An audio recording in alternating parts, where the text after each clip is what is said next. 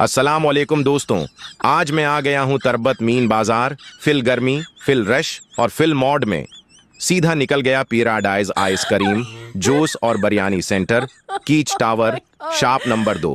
भाई क्या जगह है यार।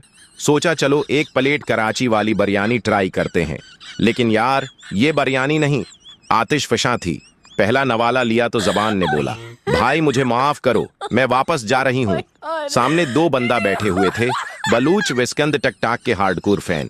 वो भी बिरयानी खा रहे थे। फिर ऑर्डर किया एक बनाना जूस। वाह भाई क्या रिलीफ मिला, ठंडक सीधा दिल तक गई। और जब दोस्त कॉल पर गया ना, मैंने हल्का सा एक घूंट उसके मिल्क शेक का भी ले लिया। बस टेस्ट चेक करना था भाई, पूरा नहीं पिया। आखिर में बल दिया, पैराडाइज वालों ने मुझे डिस्काउंट भी दे दिया। मैं बोला, भाई आप तो असली जन्नत वाले निकले। और फिर मैं निकल गया बाजार के